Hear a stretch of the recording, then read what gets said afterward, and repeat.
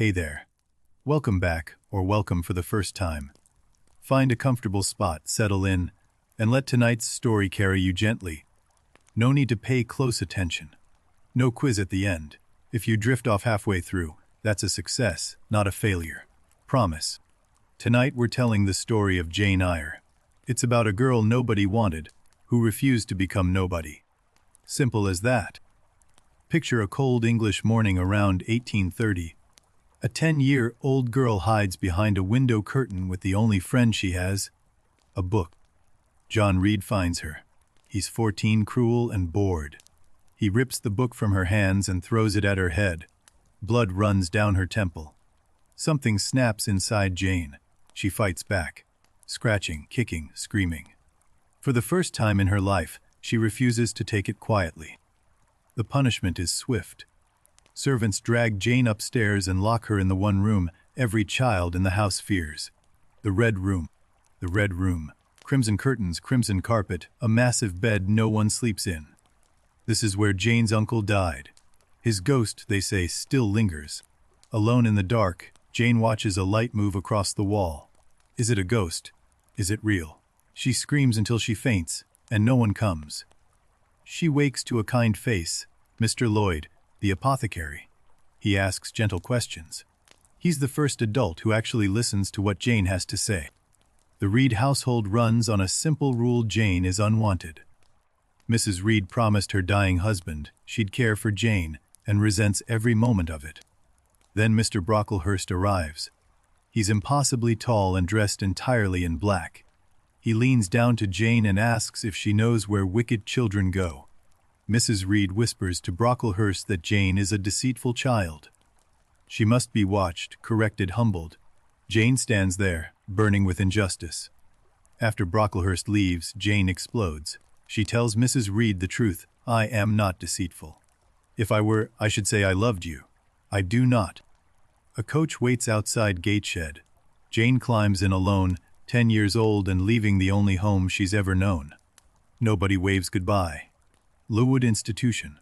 Stone walls, iron gates, rows of silent girls in identical black dresses. It smells of boiled turnips and cold stone. Welcome to school. The food is barely edible. The blankets are thin as paper. Girls cough through the night. But Jane has survived worse. She knows how to endure. There's a girl sitting by a dying fire, reading a book. Her name is Helen Burns. She looks up at Jane with the calmest, kindest eyes Jane has ever seen. Helen believes in patience, in turning the other cheek, in finding peace even when the world is cruel. Jane listens, fascinated but unconvinced. If people are unjust to you, Jane argues, you should strike back.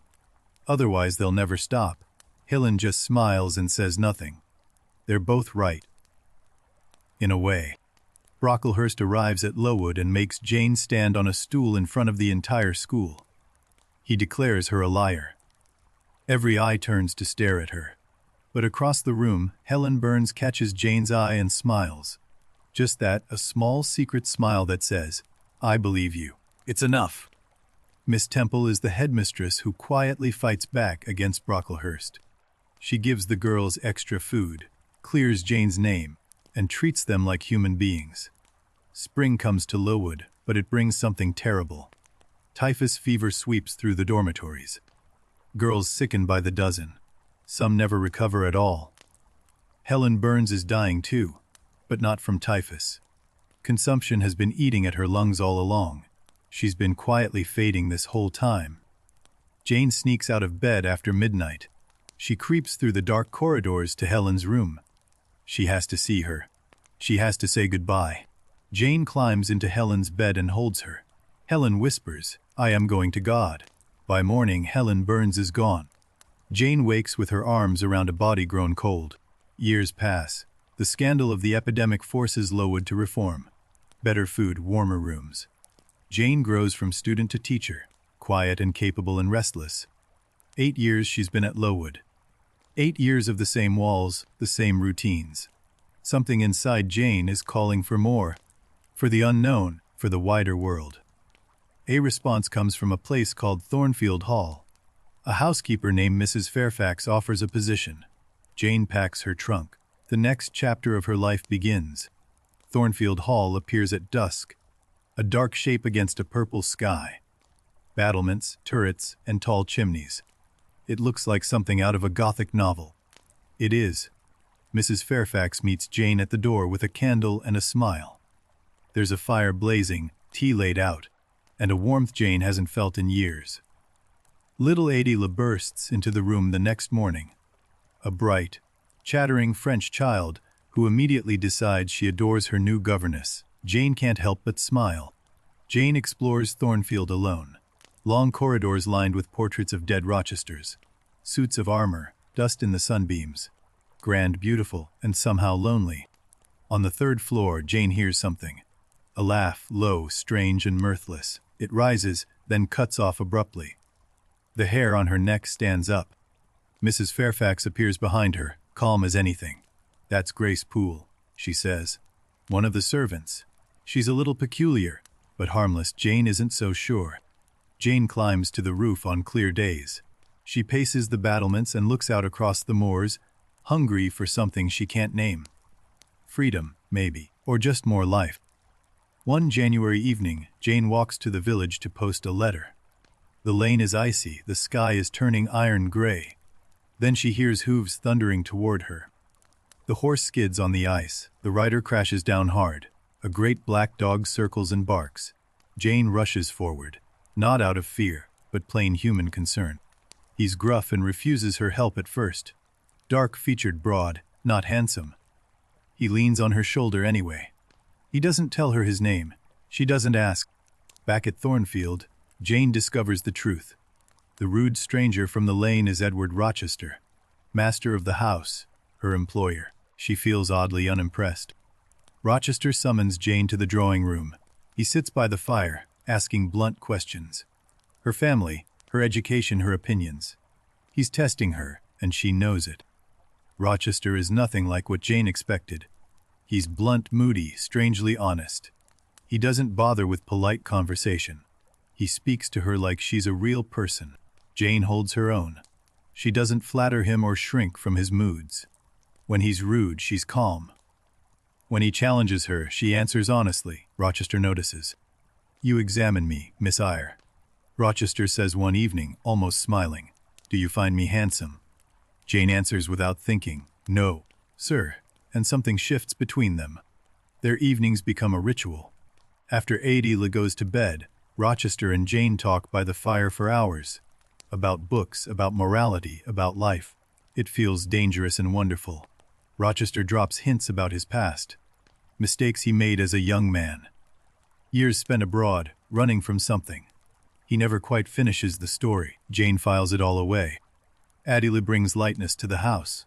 She sings French songs, begs for presents, twirls in new dresses. Jane loves teaching her, even when the child is impossible. One night, Jane wakes to smoke. She opens her bedroom door and finds Rochester's room ablaze. Curtains on fire, Rochester unconscious in bed. Thick smoke pouring through the corridor. Rochester wakes, coughing. He grips Jane's hand so hard it hurts. "You have saved my life," he says. He won't let go. Neither does she. Not immediately. Jane lies awake afterward, staring at her ceiling. She replays his voice, his grip, his eyes. Something has changed inside her. She knows it. She's terrified of it. The next day, Jane expects answers about the fire.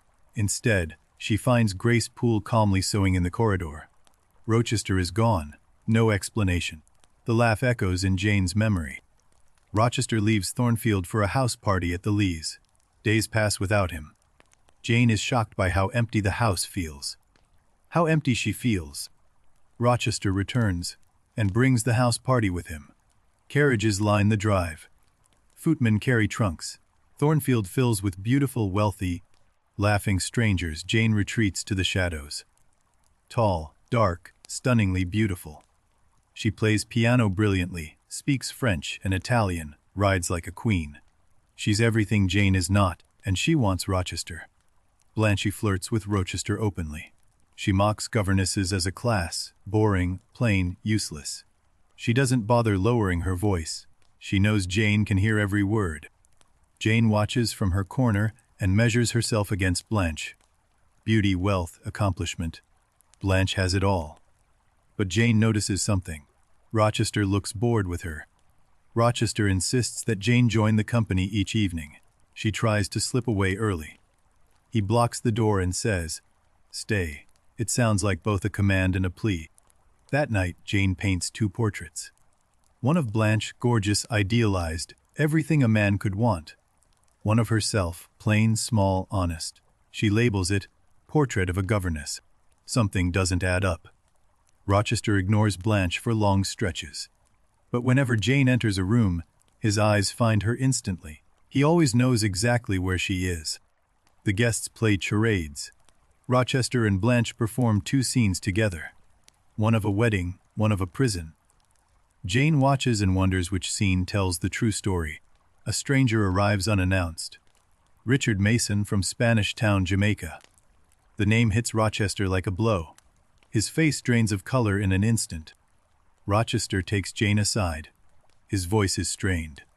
"If all those people in the drawing room turned against me, would you stand with me?" Jane says yes without hesitation.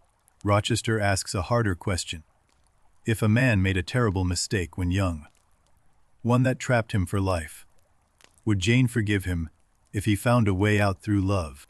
One evening, a gypsy fortune teller appears at Thornfield. The guests go in one by one. Finally, Jane takes her turn. The gypsy knows things she shouldn't possibly know. Jane sees through it. She recognizes the voice, the gestures, the particular way he tilts his head.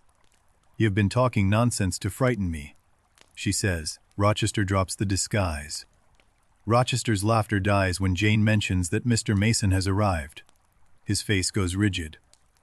Whatever game he was playing, Mason's name ends it instantly. That night, a scream rips through Thornfield. It comes from the 3rd floor. Guests stumble into the corridor in their nightclothes. Rochester orders everyone back to bed. His voice is iron. Rochester brings Jane to a secret room. Mason lies on a bed, white-faced, blood soaking through his shirt. Bite marks and stab wounds. Rochester asks Jane to tend him while he fetches a surgeon. Before dawn, Rochester smuggles Mason out of Thornfield in a carriage. "Say nothing," he orders Mason. Not one word. Mason obeys, too frightened to do anything else. In the garden afterward, Rochester walks with Jane among the roses. He speaks carefully, circling something. "If you knew my whole history, Jane, would you still think well of me?" Jane answers honestly, as always. "I believe I would, sir. I think you have a conscience and a good heart, whatever mistakes you have made." Rochester almost breaks down. A letter arrives. Mrs. Reed is dying and asking for Jane. After everything that woman did, Jane packs her bag and goes. Because that's who Jane is. Harder to hurt than to forgive. At Gateshead, Mrs. Reed lies wasted and bitter. She confesses 3 years ago, Jane's uncle wrote, offering to adopt her and leave her his fortune. Reed told him Jane was dead. Mrs. Reed dies without repenting. Jane closes her eyes anyway, gently, and forgives her. Then she travels back to Thornfield. Back to Rochester. Back to the only place that feels like home. Jane returns to Thornfield on a warm June evening. The air smells of hay and roses. She walks the last stretch on foot, savoring every step closer to home. Rochester is waiting at the garden gate. He leans against the stone post as if he's been there for hours. "You've been gone too long, Jeanette," he says. His voice is rough with relief. Days pass in strange tension. Rochester speaks of his approaching marriage to Blanche Ingram. He tells Jane she must leave Thornfield when he weds. He watches her face as he says it. Jane cannot bear it. The thought of leaving Thornfield, leaving him, is a physical pain. She lies awake imagining herself in some distant schoolroom. The ache is unbearable. Midsummer evening. The garden is heavy with the scent of jasmine and chestnut blossoms. Rochester finds Jane on the path beneath the great horse chestnut tree. The sky is turning violet. Rochester tells Jane to sit with him. Then he says the words she never expected to hear. "I offer you my hand, my heart, and a share of all I possess." Jane stares at him. Jane doesn't believe him. She thinks it's a cruel trick, that he's tormenting her before marrying Blanche. She tells him so, her voice shaking with anger and pain. Rochester rises and takes her by the shoulders.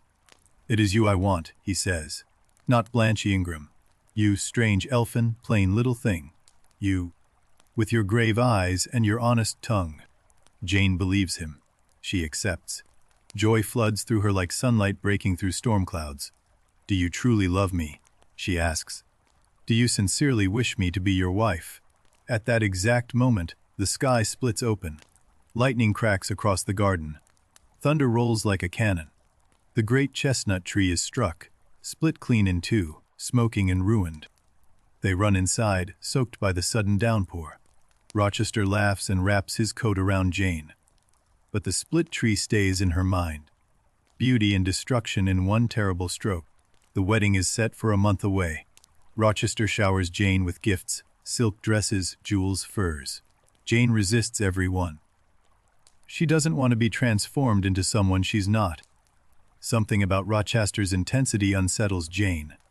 He holds her too tightly, watches her too closely. It feels less like love and more like a man terrified of losing something he doesn't deserve. Rochester buys an expensive lace veil for the wedding. Jane sets it aside and chooses her own. Plain, simple, honest. Like everything she wants their marriage to be. If only it could be. The night before the wedding, Jane cannot sleep. Wind rattles the windows. Shadows creep across the ceiling. Every sound in the old house feels magnified, threatening, alive with warning. A figure enters Jane's room. Not a servant, not Rochester. Something large and dark moves to the wardrobe, takes out the wedding veil, puts it on its own head, and stares into the mirror. The figure turns toward Jane. Its face is swollen, dark, contorted. It tears the veil in two with its bare hands, throws the pieces to the floor, and leans over Jane's bed. Then blackness. Jane tells Rochester what happened. He holds her and explains it away. A nightmare, perhaps Grace Poole's sleepwalking. His words are soothing, but his eyes are wild with fear. Jane pretends to believe him. Morning of the wedding, Jane dresses in white. Her hands tremble as she pins her plain veil. The woman in the mirror looks pale and uncertain, more like a ghost than a bride. Rochester rushes Jane to the church. His grip on her arm is almost painful. He walks so fast she nearly runs to keep up. He won't slow down, won't look back, won't explain the urgency. Inside the church, cool stone, dusty light through stained glass. The clergyman opens his book. The vows begin. Rochester's voice is steady. Jane's hands are ice. It's almost done. Almost. The marriage cannot proceed. A voice from the back of the church. Every head turns. A lawyer stands in the doorway, a pale man beside him. The pale man is Richard Mason. The solicitor reads the statement aloud. Edward Fairfax Rochester married Bertha Antonetta Mason in Spanish Town, Jamaica, 15 years ago. His wife is alive. This marriage is bigamy. Rochester doesn't deny it. Not one word. He stands at the altar and says, "I have been married, and my wife is alive. Come, all of you, come to the house. I will show you." Rochester marches them up the stairs. Past the second floor. Past the gallery. Up to the third floor, to that corridor. To that locked door. He produces a key and throws it open. Inside is a room without windows. And in it, a woman, large, wild-haired, dressed in rags. She lunges at Rochester with bared teeth. Grace Poole barely holds her back. This is Bertha Mason. This is his wife. Rochester tells them everything. The arranged marriage in Jamaica. Bertha's family hiding her hereditary madness. The descent into violence. His decision to lock her away rather than commit her to an asylum. Jane retreats to her room. She locks the door. She removes the wedding dress, the veil, the flowers. She sits on her bed in her plain clothes and stares at the wall. The world has ended. The pain is absolute, not just heartbreak. The whole structure of her future demolished in a single morning. Every hope, every plan, every whispered promise beside the fire, all ash now. Rochester comes to her door.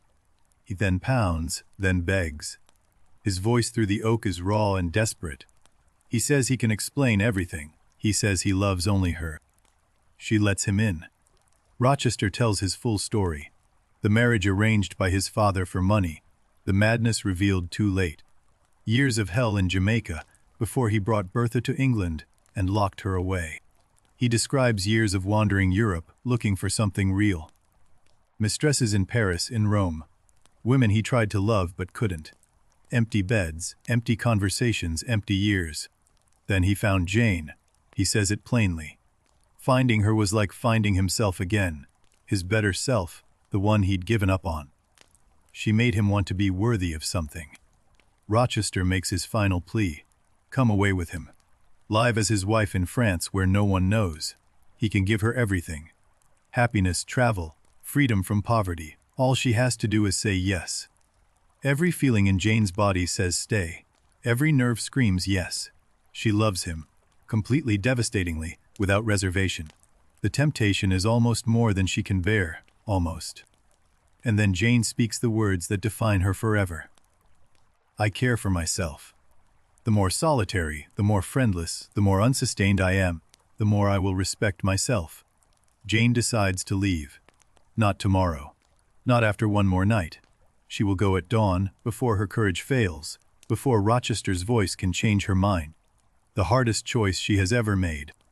Before dawn, Jane creeps through Thornfield's sleeping corridors. She passes Rochester's door and nearly stops. She nearly reaches for the handle, but she keeps walking out the door, into the dark. Jane walks. She walks until the sun comes up and keeps walking after that. Across fields, through villages, along empty roads. No destination, no money, no plan, just away, just forward. Night falls on the moors. Jane lies in the heather under open sky. Stars wheel above her. The ground is cold. She is alone, hungry, free, and terrified. But she is still herself, that matters. She reaches a village and begs for food. A woman at a bakery turns her away. A farmer shuts his door. No one helps the pale young woman with torn shoes and desperate eyes. She is invisible again. Days blur together. Jane eats berries from hedgerows, drinks from streams. She sleeps in fields under bridges. She is slowly dying and she knows it. But she will not go back, not to that life. On the third night, Jane collapses on a doorstep. Rain pours down. She can go no further. Through the window she sees warmth. A lit room, a fire. People reading. She knocks, she falls. The door opens. A tall young man with fair hair and blue eyes looks down at her. St. John Rivers. He carries her inside like she weighs nothing at all. The warmth hits her like a wall. Diana and Mary Rivers nurse Jane for days. Broth, blankets, a warm bed. They ask no questions at first. They simply care for her. The way the Reeds never did. The way Lowood rarely could. Jane gives them a false name. Jane Elliot. She hides everything about Rochester, about Thornfield, about the wedding that wasn't. The truth is too heavy and too raw to share with strangers. As strength returns, Jane discovers that Diana and Mary are kindred spirits. They read the same books, argue about the same ideas. For the first time, Jane has something like sisters. St. John Rivers is harder to know. Handsome as a marble statue and exactly that warm. He burns with missionary zeal. India, conversion, sacrifice. He has no time for ordinary human feeling. St. John offers Jane a position. Village schoolmistress for the poor children of Morton. It's humble work. A stone cottage, a small salary. 30 farm children who've never read a word. Jane accepts gratefully. Jane starts her new life. She teaches, she sleeps in her own cottage, she walks the moors at dawn. She is safe, respected, and absolutely heartbroken. Rochester haunts every dream. Can you feel that? Jane's new life as village schoolmistress begins quietly. A stone cottage, a blackboard, 30 children who smell of hay and wood smoke. She teaches them their letters, one Chowkey word at a time. The work is humble but real. A boy who couldn't read his own name writes a full sentence by October. A girl recites a poem from memory. Jane discovers satisfaction in building something from nothing. Rosamond Oliver visits the school one afternoon. She's the local landowner's daughter. Beautiful, sweet, natured, and completely, hopelessly in love with St. John Rivers. Everyone can see it except him. St. John sees Rosamond and looks away. He could have love, warmth, a beautiful wife who adores him. He refuses all of it. His calling to India demands a different kind of partner. One who will serve, not love. Jane paints Rosamond's portrait one evening. St. John visits and sees it. He gazes at the painting for exactly 14 minutes. Jane counts, then tears himself away and walks out without a word. Then St. John spots something. A scrap of paper on Jane's desk. Her real name, Jane Eyre, written in her own hand. He looks at the name. He looks at Jane. Something clicks behind those blue eyes. St. John reveals the truth with his usual cool precision. Jane Eyre, the real Jane Eyre, has inherited £20,000 from her uncle John Eyre of Madeira. Jane is wealthy. Jane is stunned. £20,000. In 1840, that's a fortune. Enough to live independently for the rest of her life. The uncle who misses. Reed told she was dead left her everything. Irony cuts deep sometimes. But there's more. St. John, Diana, and Mary Rivers are Jane's cousins. Their mothers were sisters. All this time, the family she longed for was right here, feeding her broth and lending her books. Jane's first decision with her fortune is immediate and characteristic. She divides the £20,000 equally. 5,000 each for herself. Diana, Mary, and St. John. No argument will change her mind. The Rivers siblings argue. They say it's too much. Jane says it's exactly right. I had no family yesterday. Today I have 3 cousins. That's worth more than any amount of money. Christmas at Moore House. Jane scrubs the floors herself, hangs holly, bakes cakes.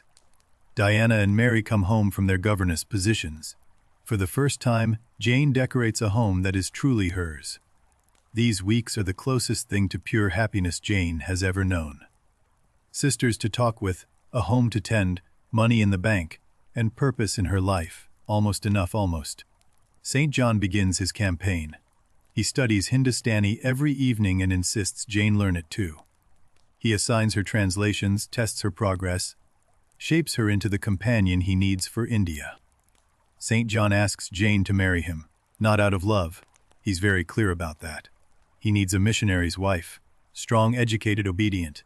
Love, he says, duty is everything. Jane offers a compromise. She'll go to India as his assistant, his fellow worker, but not his wife. A loveless marriage would kill something essential inside her. St. John refuses. It must be marriage or nothing. St. John doesn't shout or rage. He's far more dangerous than that. He uses silence, scripture, and the weight of God's will to press Jane into submission. Day after day, his quiet pressure builds. Jane feels herself weakening. St. John's will is like marble, cold, beautiful, and crushingly heavy. She begins to think, maybe this is what she's meant for. Maybe duty is enough. Maybe love was a foolish dream. Here's the contrast at the heart of the novel. Rochester loved Jane too much. Selfishly, desperately, willing to lie for it, St. John doesn't love her at all. Both are traps. Jane needs something in between. One evening, Jane nearly gives in. St. John prays beside her, his voice beautiful and relentless. She thinks, I could go to India. I could serve something larger than myself. I could let this longing die. And then she hears it. A voice, Rochester's voice, calling her name across the moors, across the miles, across everything that separates them. Jane! Jane! Jane, clear as a bell in the silent night. Jane! Jane! 3 times, each more desperate than the last. She answers aloud, I am coming! Wait for me! St. John stares. The wind howls. But Jane knows what she heard, she knows. Jane knows what she has to do. Not because a voice told her, but because the voice woke up what she already knew. She must find Rochester. She must know the truth of what happened. She must go back. She leaves Moore House at dawn. Not running away this time, running toward. The coach journey to Thornfield takes 36 hours.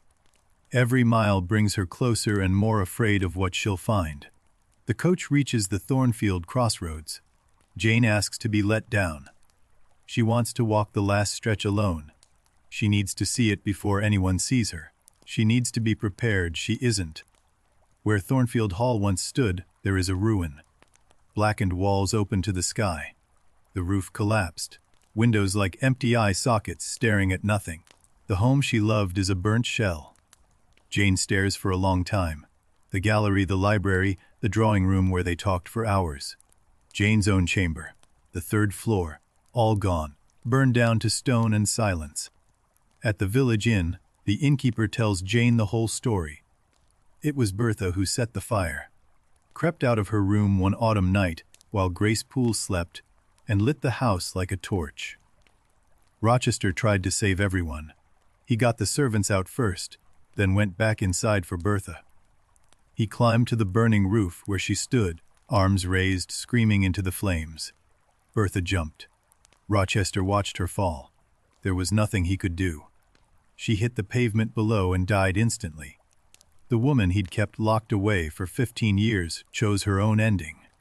A burning beam fell on Rochester as the roof collapsed. It crushed his left hand and destroyed his sight.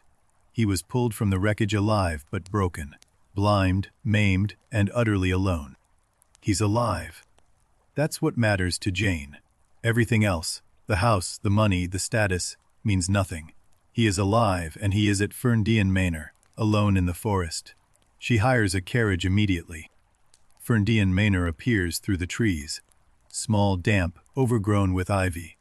A house buried in the forest, like something hiding from the world. The door is closed, no lights in the windows. The front door opens. Rochester steps out, groping for the frame. He's thinner. His hair is grayer. His left hand is gone, his eyes bandaged. He lifts his face to the rain and listens. Jane doesn't announce herself. She walks to the door and simply offers him a glass of water, as if she's a servant. His hand finds the glass. His fingers brush hers. He stops breathing. Is it Jane? Is it really Jane? His voice cracks on her name. He reaches for her face with his remaining hand, touching her cheek, her hair, her brow, reading her like a blind man reads. It is Jane. Rochester weeps. He grips her hand and won't release it. He had called her name into the wind that very night, and she had heard him. He called and she came. Across the miles, across the impossible, she came. Jane tells him everything. The inheritance, the cousins, the months at Moor House. She tells him she is independent now. £5,000. Her own woman. She doesn't need him. She chose him. I am my own mistress, Jane says quietly. I come back to you of my own free will. Rochester's face breaks open with something beyond happiness. Something closer to salvation. Rochester asks again, humbly this time. No commands, no grand gestures. Just a broken man asking a free woman, will you have me, Jane? This blind, this crippled wretch, will you take me? Jane's answer is simple and absolute. I love you better now, in your broken state, than I ever did in your time of proud independence. She takes his hand. She doesn't let go. They marry 3 days later. No grand ceremony. Just Jane and Rochester, the parson and the clerk, in a quiet country church. 2 witnesses, 2 rings, and a joy too deep for spectacle. Charlotte writes, "Reader, I married him." 4 words. The most famous sentence in English fiction. Not, married me. She married him. Jane acts. Jane chooses. Jane claims her own story. The years that follow are happy. Truly happy. Not the desperate happiness of Thornfield, but something earned and solid. They live as equals. He reads to her. She paints for him. They argue, laugh, forgive. After 2 years, Rochester regains sight in one eye. Partial, imperfect, but enough. The first thing he sees clearly is the face of their newborn child. Charlotte gives us this gift at the end. 10 years of happiness, Charlotte tells us. A real marriage of minds and hearts. No one is subordinate. No one is rescued. 2 people who chose each other freely, as equals, and built something lasting. That's the story. A girl nobody wanted becomes a woman everybody remembers. Not because she found love, but because she refused to lose herself in the finding. Let that settle for a moment. What makes this ending powerful isn't the romance, it's the equality. Jane returns to Rochester on her own terms. Wealthy, independent, free. She doesn't need saving, she never did. She left when she had to. She survived when no one helped. She came back when she was ready. Every choice was hers. That's not a fairy tale. That's something better. That's a real woman's story. Rochester had to lose his power, his sight, his home. Everything that made him the master. Before he could be Jane's equal. Some call that punishment. Charlotte might call it grace. The love story works because Jane is whole before Rochester completes anything. She's not his missing piece. She's a full person who decides to share her life with another full person. That's the revolution. In 1847, a shy plain woman from Yorkshire wrote a novel that said my inner life is as vast and important as any man's. That quiet declaration shook the world. It still does. Breathe for a moment. We've come a long way tonight, from that cold nursery at Gateshead to the warm parlor at Ferndean. Now let's talk about the woman who imagined it all, Charlotte herself. But that's the next part of our story, Charlotte's extraordinary life, and how it poured into every page of Jane Eyre. We'll get there soon. For now, just rest with what you've heard. The moors are quiet tonight. Picture them, purple hither, gray stone walls, a sky full of stars. Charlotte walked these paths. Jane walked them too. Both of them survived. Both of them burned bright. Now let's step behind the curtain. Every great book has a life behind it. A real person with real scars, real joys, real ink under their fingernails. Let's meet Charlotte Brontë. Charlotte Brontë was born on April 21, 1816, in the village of Thornton, Yorkshire. She was the third of 6 children in a poor clergyman's household. The Brontë family moved to Haworth when Charlotte was 4. A stone parsonage on a hill, overlooking a graveyard on one side, and the open moors on the other, wild, isolated, unforgettable. Charlotte's mother Maria died when Charlotte was 5 years old. 6 children under 8, a grief-stricken father, and a cold house on a hill. The loss shaped everything that came after. Aunt Branwell arrived from Penzance to raise them. She was strict, religious, and not particularly warm. Dutiful rather than loving. The children learned early to find comfort in each other and in stories.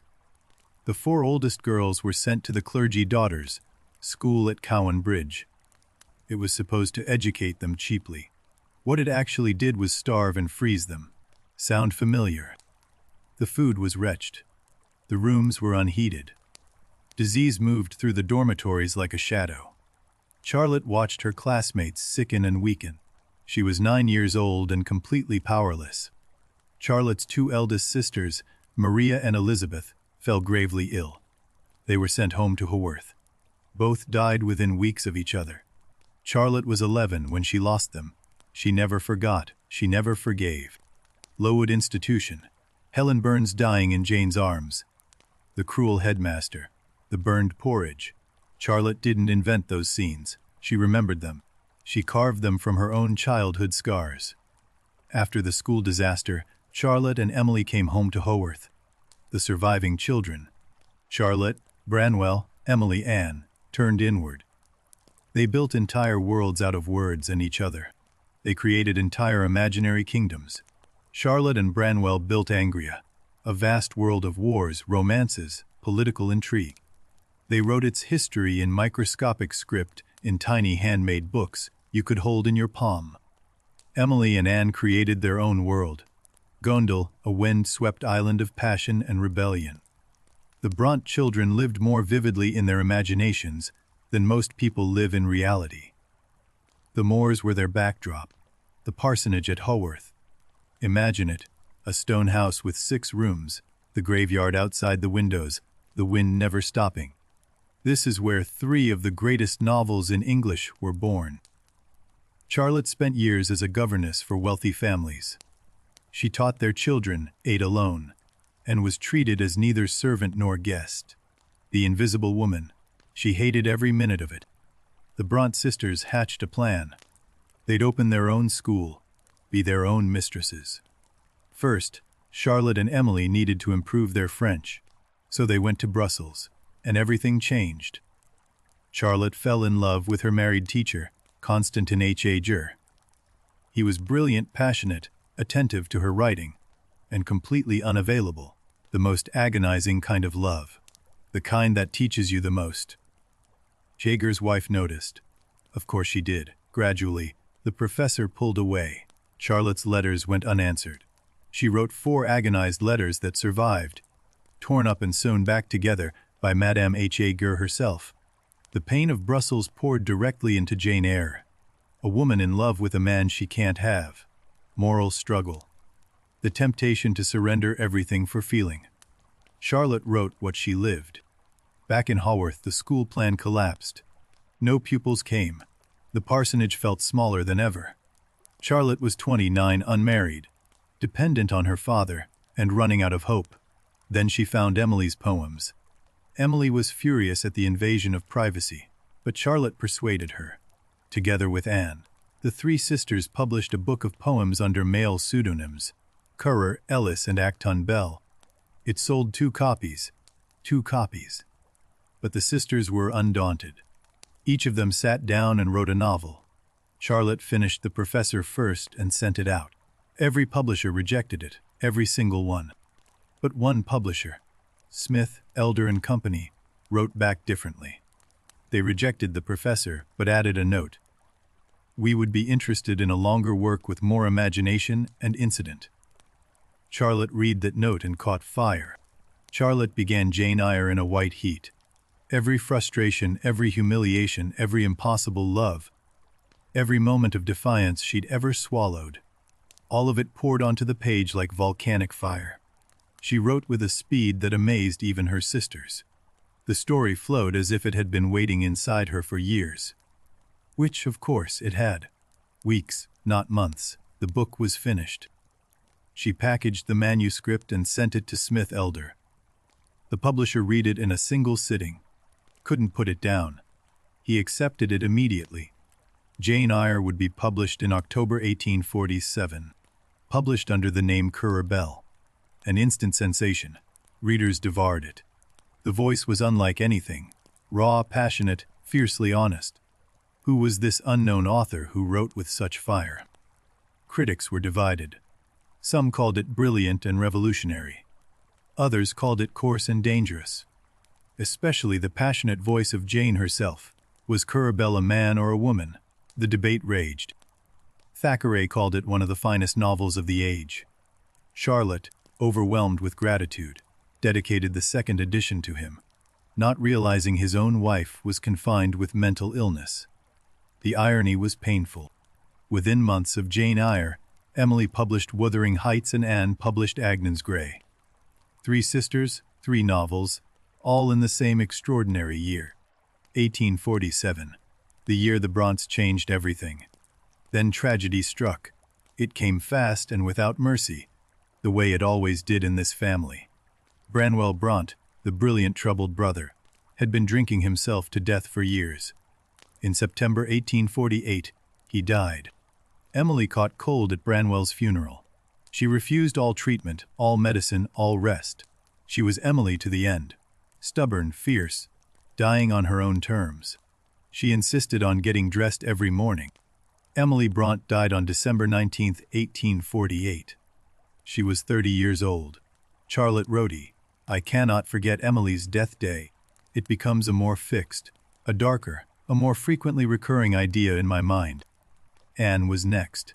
She had been fighting tuberculosis quietly, as she did everything, without complaint. She wanted to see the sea one last time. Charlotte took her to Scarborough. Anne died there in May 1849. Charlotte returned to Haworth alone. Think about that. In 9 months, she had lost a brother and both sisters. The dining table where 3 women wrote 3 masterpieces now had 1 chair occupied. She kept writing. What else could she do? Surely, Villette.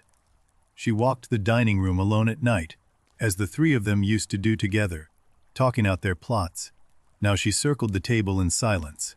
In 1854, Charlotte married Arthur Bell Nichols, her father's curate. He'd loved her for years. She hadn't loved him back, not at first, but she found a quiet happiness in the end, brief and real. Charlotte became pregnant, but she weakened rapidly. Severe morning sickness turned into something worse. She grew thinner and more fragile through the winter of 1855. The parsonage held its breath.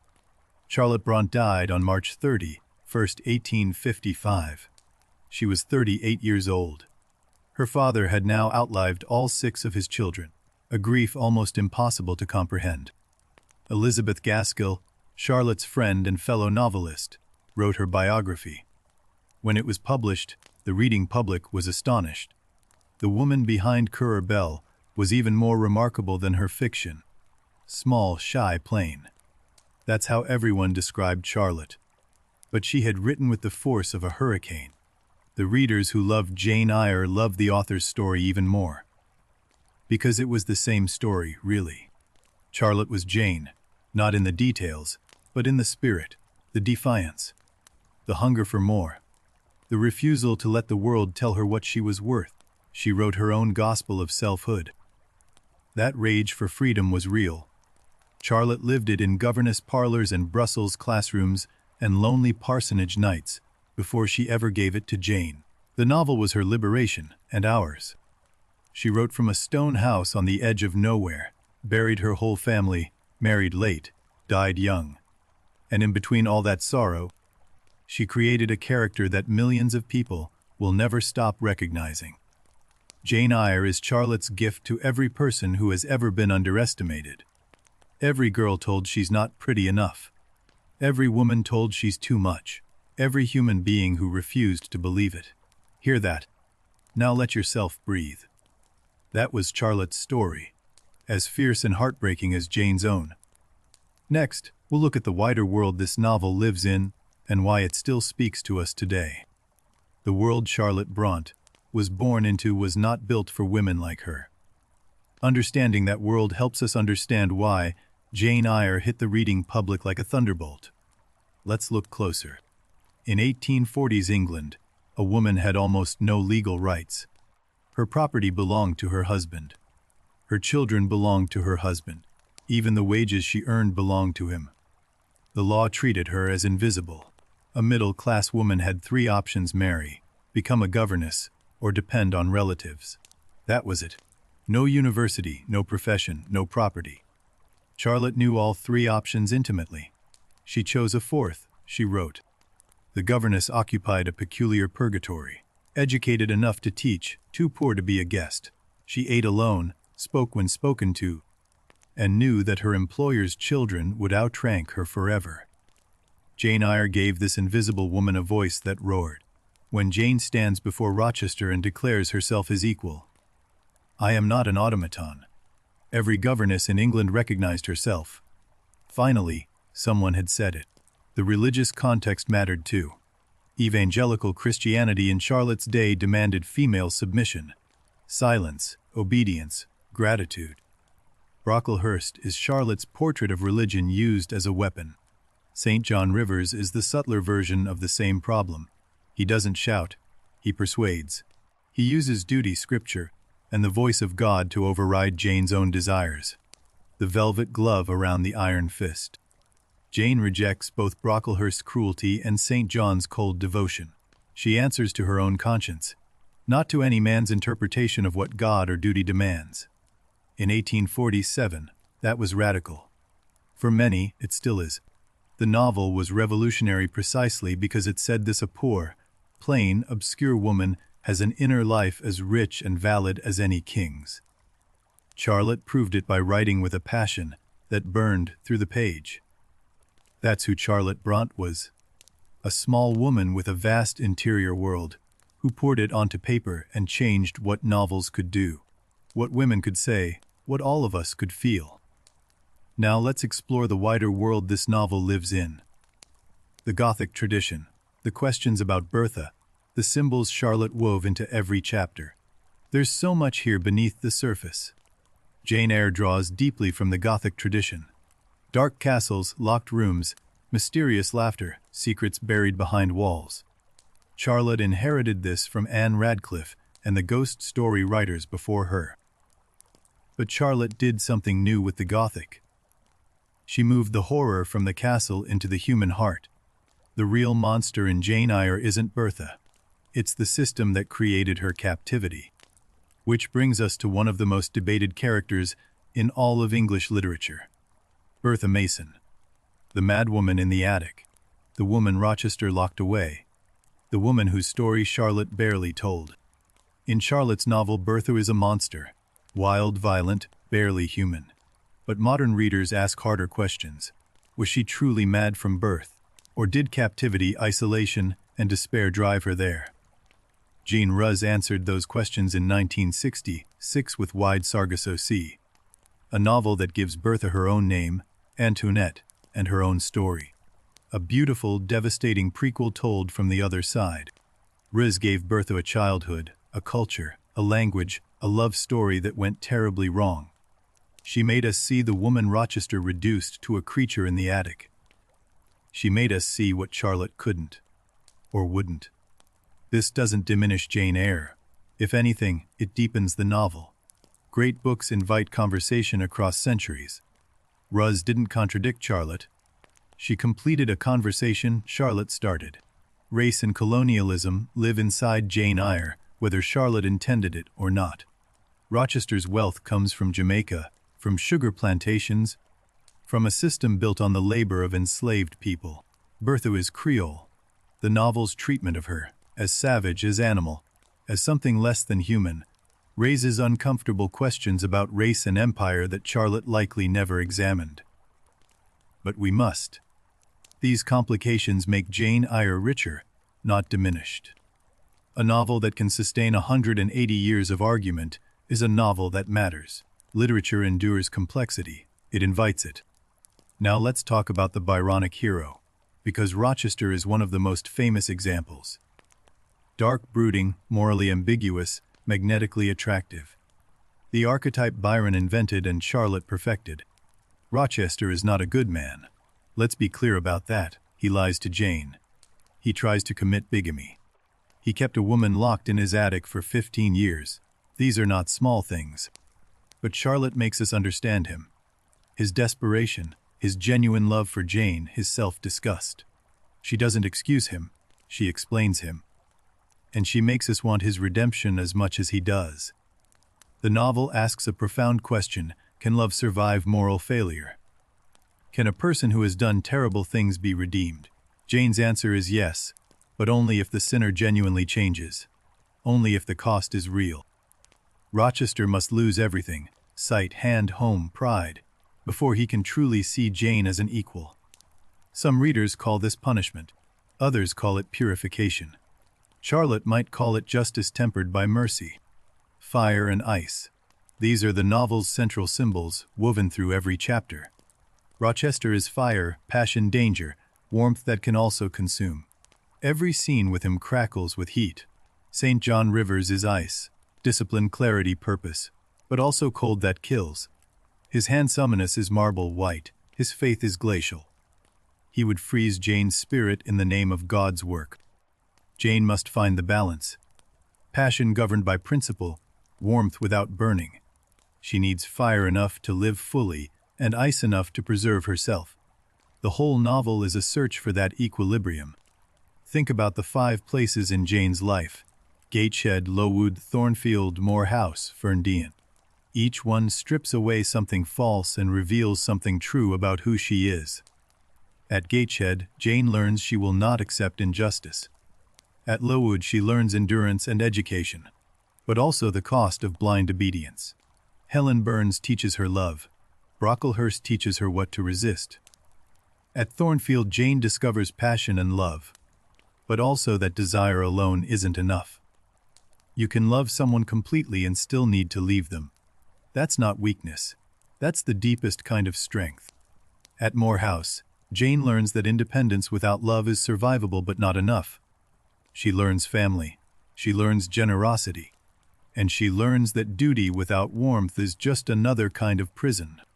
And at Ferndean, everything comes together. Jane arrives as a complete person. Wealthy, independent, free. She doesn't need Rochester. She chooses him. That difference is the entire point of the novel. Charlotte pioneered something remarkable with her narrative voice. Reader, I married him. That direct address, speaking to you personally, breaking the wall between fiction and reality, it changed how novels talk to us. You feel Jane thinking on every page. Her observations are sharp, her judgments precise, her emotions volcanic beneath a composed surface. Charlotte invented a kind of psychological realism that still feels modern today. When the novel was published, critics couldn't ignore it, but they couldn't agree on it either. Some praised its raw power, others were scandalized. Elizabeth Rigby called it dangerous to the social order. She was right, in a way. The anger of a woman's voice disturbed comfortable England. Here was a heroine who didn't suffer prettily. She raged. She demanded. She claimed her right to feel and to choose. That was genuinely threatening in 1847. But the readers who mattered most loved it fiercely. Women who recognized themselves in Jane. Governesses, teachers, daughters, wives. The women who had been waiting for this voice, without knowing it existed. The novel sold out its first edition in 3 months. The book has never been out of print. Nearly 180 years and counting. Every generation finds its own Jane, projects its own struggles onto her journey. The story adapts because the questions are timeless. The question Jane asks is timeless. Who am I, apart from what others need me to be? Mrs. Reed needed her to be invisible. Brocklehurst needed her humble. Rochester needed her devoted. St. John needed her useful. Charlotte's answer rings through the centuries: you are exactly who you decide to be. Not who your family wants. Not who your employer requires. Not who your lover demands. Only you. That was radical in 1847. For many women around the world today it still is. Jane Eyre endures because the struggle it describes, for autonomy, for dignity, for self, is not yet won everywhere. The novel insists on interiority, the radical idea that a person's inner life matters as much as their outer circumstances. That a plain, poor, obscure woman can be the most compelling voice in the room. Charlotte proved that a woman's voice, small, plain, honest, could be the most powerful sound in English literature. She didn't ask permission. She didn't apologize. She just wrote, and the world listened. And with that, let's begin our gentle descent. The analysis is done, the context explored. Now we drift slowly toward the close of tonight's story. The moors are darkening. The fire is burning low. Stay with me. Before we go further, one last thought about this novel. Jane Eyre is not just a love story, though it contains one of the greatest. It's a story about becoming yourself. That's the real romance. The romance works because Jane doesn't need it to be complete. She was already complete. The love is a gift she gives and receives freely. Not a rescue, not a transaction, not a surrender. Just a choice made with open eyes. Every adaptation of Jane Eyre reveals what that era values in the story. Earlier versions emphasized the romance. Jane was the swooning heroine, Rochester the commanding hero. The power was all his. Modern adaptations get closer to the truth. Jane's agency, her refusals, her choices. These are the story. Rochester is important, but Jane is the protagonist. The camera finally knows where to look. Sandra Gilbert and Susan Gubar wrote the landmark feminist study, The Madwoman in the Attic. Their argument transformed how we read Charlotte's novel. Bertha, they said, is Jane's dark double. Think about it. Every time Jane suppresses her anger, Bertha acts it out. Jane wants to tear Rochester's proposal apart. Bertha tears the veil. Jane is trapped. Bertha sets the house on fire. The rage Jane can't express, Bertha embodies. This reading doesn't explain everything, but it illuminates something true about Victorian women's experience. The gap between what they felt and what they were allowed to show. Charlotte bridged that gap with fiction. These critical conversations, feminist, post-colonial, psychological, don't diminish Jane Eyre. They prove its depth. A shallow book couldn't sustain this much examination. A great one thrives on it. The novel's influence stretches far beyond literature. Every brooding hero in fiction owes something to Rochester. Every strong heroine walking away from a bad situation echoes Jane. The templates Charlotte created are everywhere. From Sarah Crewe to Harry Potter, the unloved orphan who discovers inner worth, who survives cruelty through character rather than luck. Charlotte built the template 150 years before Hogwarts existed. Reader, I married him. That one sentence changed how novels speak to us. It gave readers permission to be participants, not spectators. Charlotte didn't just tell her story, she told it to you, personally. Why does Jane Eyre endure? Because it speaks to anyone who has ever felt unseen. Anyone told they are not enough, not pretty enough, not rich enough, not powerful enough. Jane says I am enough. My feelings matter. My dignity is not negotiable. I exist and I count. That's Jane's message. That's Charlotte's message. It crosses every border and every century. It hasn't stopped being true. That message is Charlotte Brontë's legacy. Not a shelf of books, though she gave us those too. A revolution of the spirit. The insistence that the inner life of every person is sacred. Let that rest with you tonight. Jane Eyre has been adapted more times than almost any novel in English. Stage, screen, opera, ballad. Every generation reimagines it. Every version reveals what that era needs from the story. The very first stage adaptations appeared within months of publication. Charlotte hadn't even revealed her identity yet, and already actors were performing her words in London theaters. The story was that immediate, that irresistible. Silent films brought Jane Eyre to the screen in the early 1900s. Even without spoken words, the story's visual power, the Gothic house, the burning bed, the mad wife, translated perfectly to flickering images. The 1943 film paired Orson Welles with Joan Fontaine. Welles brought his own towering darkness to Rochester. Magnetic, overwhelming, a force of nature. The camera couldn't look away from him. Neither could audiences. The problem with that version, and with many early adaptations, was that Jane disappeared. She became the passive receiver of Rochester's attention. The camera followed him. Charlotte followed her. The 1983 BBC series with Timothy Dalton found a better balance. Dalton's Rochester was passionate but vulnerable, and the series gave Jane room to breathe, to think, to lead the story with her steady gaze. The 2006 BBC miniseries crackled with electricity. Ruth Wilson played Jane not as demure and gentle, but as someone barely containing an internal blaze. That wild energy, that was Charlotte's Jane. Finally. The 2011 film took a different approach. Gothic and atmospheric, almost like a ghost story. It started with Jane's flight across the moors and told the Thornfield story in flashback. Beautiful and cold and strange. Each adaptation is a mirror reflecting its own time.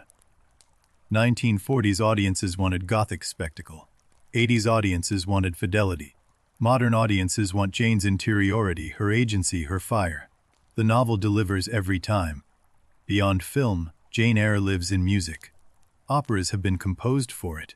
The story's emotional intensity translates naturally to the human voice. Rochester's anguish, Jane's declaration, Bertha's scream. They demand to be sung.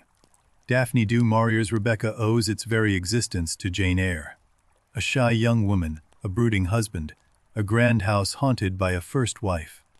Du Maurier took Charlotte's blueprint and built a 20th century masterpiece on it. The governess romance. The poor, intelligent woman falling in love with her wealthy, enigmatic employer, has become one of fiction's most enduring templates. Charlotte didn't invent it, but she made it immortal. The orphan hero is another legacy. The unloved child who discovers inner worth through character rather than inheritance. Jane is the ancestor of every fictional orphan who refused to accept the world's low estimate. Jane Eyre is taught in schools and universities worldwide, translated into every major language. Read on every continent. The novel Charlotte wrote by candlelight in a Yorkshire parsonage has truly circled the globe. The Brontë parsonage is now a museum. Visitors come from every continent to walk the rooms where Charlotte, Emily, and Anne lived and wrote. The tiny books are on display behind glass. Magical artifacts from a vanished world. People walk the moors Charlotte walked. They feel the wind she felt. They stand at the parsonage window and look out at the graveyard and the heather, and they understand. This landscape made those stories. This place is the source. There's a grave in the Haworth churchyard, Charlotte's name carved in stone alongside her sister's. Visitors leave flowers. They leave letters. They leave copies of Jane Eyre with bookmarks at their favorite passages.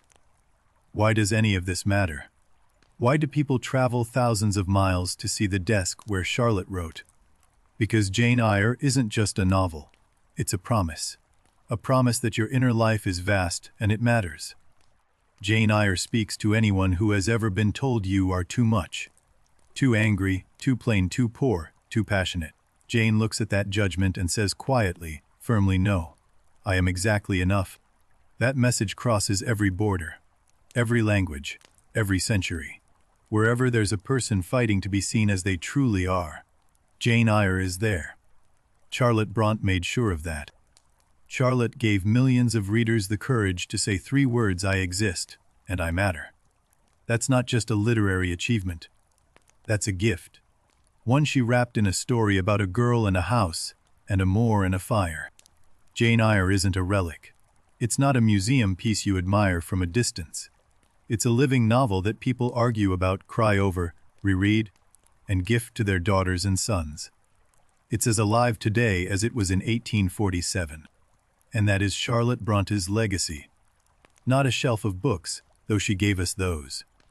Not a grave in a Yorkshire churchyard, though she rests there. A revolution of the spirit. A small, fierce flame that never went out. Think about that tiny parsonage on the hill. 3 sisters who lost their mother, lost their older siblings, lost almost everything, and from that loss created 3 of the greatest novels in any language. Extraordinary. If you ever visit Haworth, go in the late afternoon when the museum is about to close. Stand at Charlotte's window. Watch the light fade over the moors. You'll understand something words can't quite capture. The wind will come off the moors the way it always has. Cold, clean, carrying the scent of heather. You'll pull your coat tighter and think, she felt this same wind. She stood exactly here, and she wrote anyway. She wrote anyway. Despite the grief, the poverty, the loneliness, the rejection letters, the cruelty of critics, the brevity of her own life. She wrote anyway.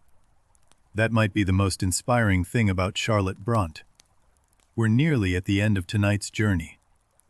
Just a few more moments together before we say goodnight. The moors are darkening. The fire is almost embers now. Stay with this a little longer. If there's one thing to take from tonight, it might be this: Jane Eyre is not a story about finding someone to love you. It's a story about becoming someone worthy of your own love. That's the harder journey. That's the one that counts. Charlotte understood that. She lived it. A small woman in a cold house who decided that her inner life was a universe worth exploring, and invited the rest of us in. We've been grateful ever since. One more thing before we begin our good night. Jane Eyre was written by a woman who was angry. Righteously, beautifully, productively angry. She turned that anger into art, and the art into a door that millions of people have walked through. If you're angry about something right now, something unfair, something that diminishes you, remember Charlotte. She didn't suppress her anger. She alchemized it. She made it sing. You can too, in your own way. All right, that's enough analysis for one evening. Let's begin the gentle work of saying goodnight. The story is told. The author is honored. The legacy is alive. All that remains is rest. Let the moors darken. Let the heather fold into shadow. Somewhere out there, the curlews are settling into their nests. The wind is dying down. The world is going quiet, so can you. Picture the parsonage at night. The windows dark now except for one, a warm glow in the upper room. Maybe it's Charlotte, writing late.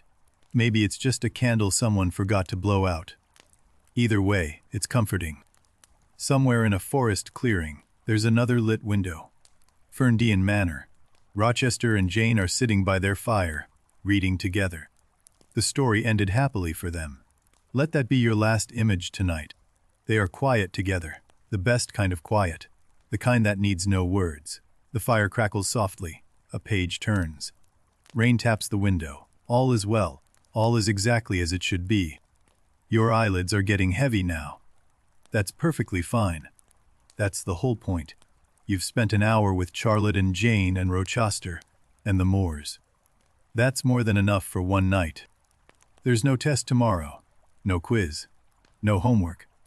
Just a story you listen to in the dark, and maybe a few images that will drift with you into sleep. The red room, the chestnut tree, the moors at dawn. Charlotte would have liked this. Her story told as a lullaby. She who never slept easily, who paced the parsonage dining room alone at night, she would have appreciated the comfort her words still bring. Sleep now. She's watching over you. And so we come to the end of tonight's story, or rather, to a pause, because Jane Eyre doesn't end. It just waits quietly until the next time someone opens it. Think about Jane for a moment. Not the woman at the end, the child at the beginning.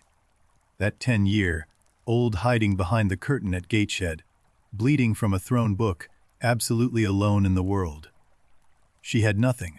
No parents, no money, no beauty, no allies. The people who should have loved her despised her instead. Every door was closed. Every voice said you don't matter. But she had something no one could take from her. A sense of who she was. A small, fierce, unshakable knowledge that she deserved better. Not because she was special, but because she was human.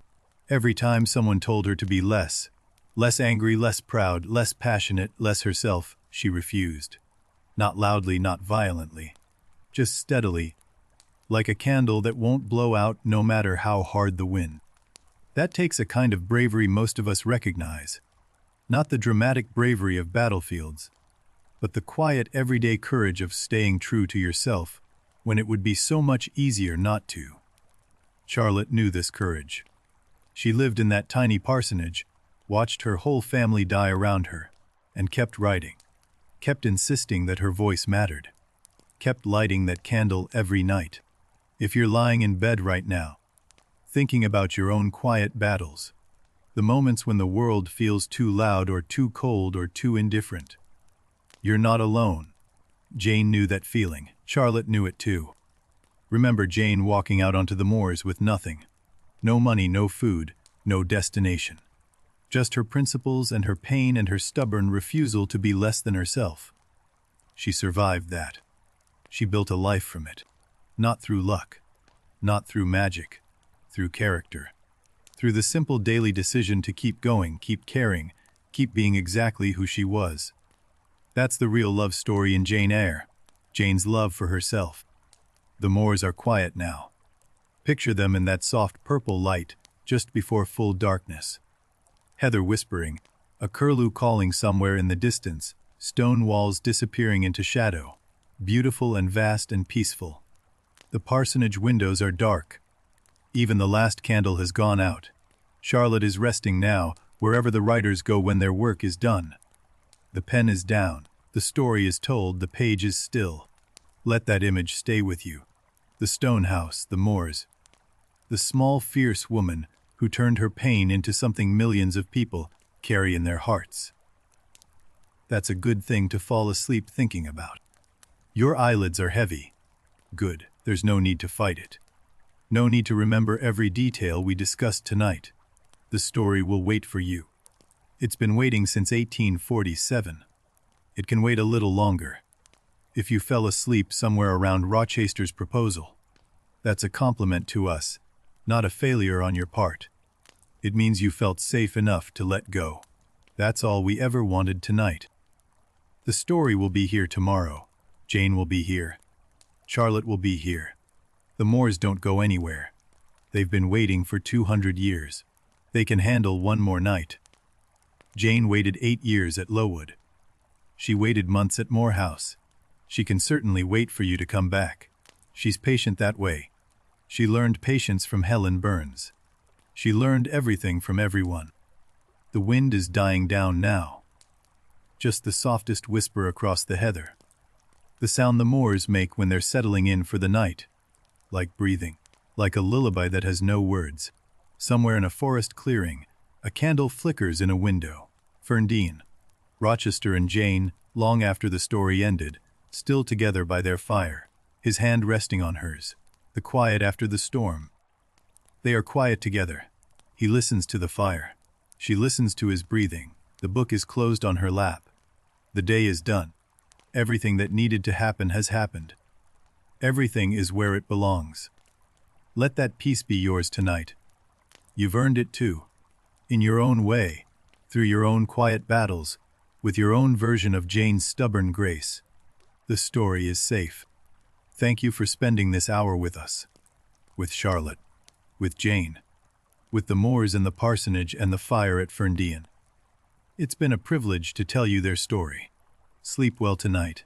Sleep deeply. And if you dream of moors and candlelight and stone houses on hills and small women with enormous voices. Dream of Charlotte, dream of Jane. The story is over for tonight. But it will be here whenever you want it again. Charlotte made sure of that.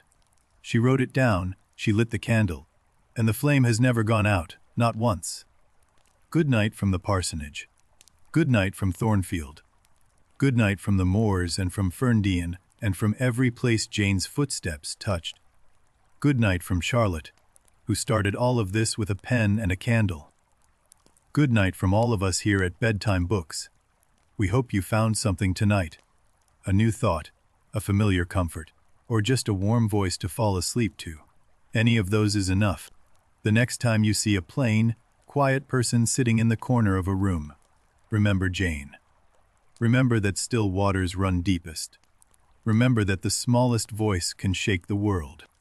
The moors will still be there tomorrow. The story will wait for you. Jane will wait. Charlotte will wait. They've been waiting a very long time. They're extraordinarily good at it. Almost as good as you are at resting. Close your eyes. Breathe slowly. Let the last images dissolve. The heather, the candlelight, the stone house on the hill, the two figures by the fire. Let them blur and soften and fade. You're safe. Jane is sleeping now too. At Ferndean, in the room she chose, in the life she built, beside the man she returned to freely. Her hands are still. Her eyes are closed. She's at peace. So can you be. The fire at Ferndean is down to its last embers. The rain has stopped. The forest is still. Even the owls have gone quiet.